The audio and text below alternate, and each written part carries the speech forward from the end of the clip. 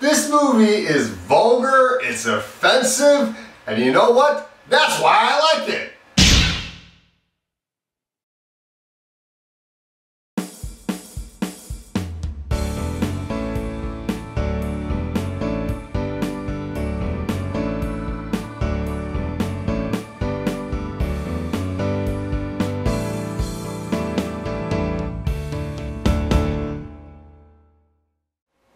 Entourage, directed by Doug Ellen, the man who created the TV show Entourage, which is shown on HBO. And this review is coming from a guy that has never seen the TV show. I've never seen an episode of Entourage, but after watching the movie, I'm interested in watching this show because I really did like this movie.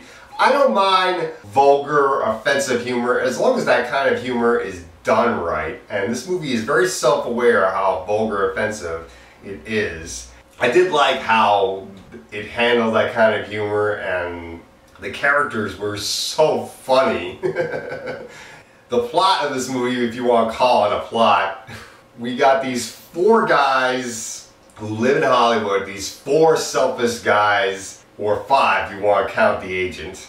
The leader of the group is Vincent, played by Adrian Greer.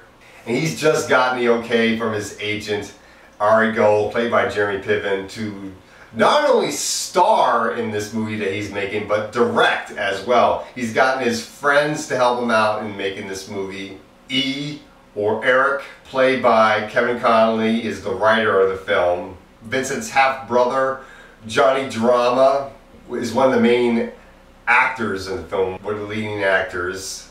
Then you have Turtle, played by Jerry Furrer. I'm not sure what his contribution is to the movie, but his subplot is very funny, and Vincent has gone over budget. He is not sure if the movie is good, and he doesn't want to show it to the public unless he feels it is perfect. He wants to get more money from his agent in order to get it to be perfect, but his agent doesn't trust him, and he's having trouble getting more money from the co-financers, who are played by Billy Bob Thornton, and his son, Haley Joel Osment's character, Larson McCreedle. So we got Travis and Larson McCreedle, father and son, played by Billy Bob Thornton and Haley Joel Osment. If you guys want to talk about how bad the accents were from the Scarlet Witch and Quicksilver in Avengers Age of Ultron, waiting till you hear Haley Joel Osment's Texas accent. His Texas accent is funny, but it's not that good, and I like the fact that he's kind of self-aware that it's not that good, and it's coming off pretty funny. And Haley Joel Osment's character is a very selfish, spoiled brat of a guy. And he's kind of like the villain of the movie, which is really funny. As for the subplot with Jerry Furrer, his subplot is that he wants a date with Ronda Rousey, and that subplot really gets funny when he's so willing to go on a date with her that he wants to get in the ring with her since she's a mixed martial arts fighter, and it gets really funny with that. I was waiting for that scene to come up, and I like the fact that the movie built up to it. The movie of itself is really good. The writing, the chemistry with all the actors, and the acting is actually very good too. The negatives of this movie is, perhaps one negative is the fact that whether or not you actually like this kind of vulgar, offensive humor. The other negative would be how many cameos this movie has. This movie almost has as many cameos as a Muppet movie. That's how many cameos this is. Almost every person that you see that is not a main character is a cameo.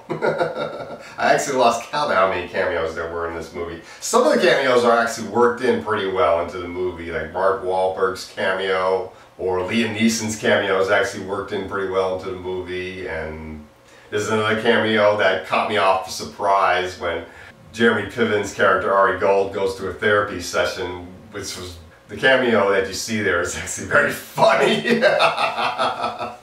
Because the actor you see played a therapist in a TV show, which is kind of a hint of who it is. This is just a pretty good movie.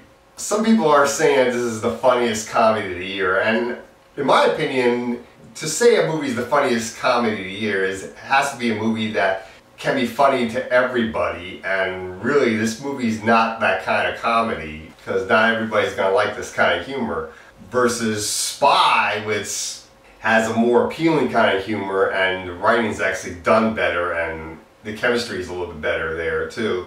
So I feel that movie's actually funnier than this film. But I still like this film a lot. So I'm going to give this movie a B+. Definitely check this movie out if you like that kind of humor. And that's all I got to say for Entourage.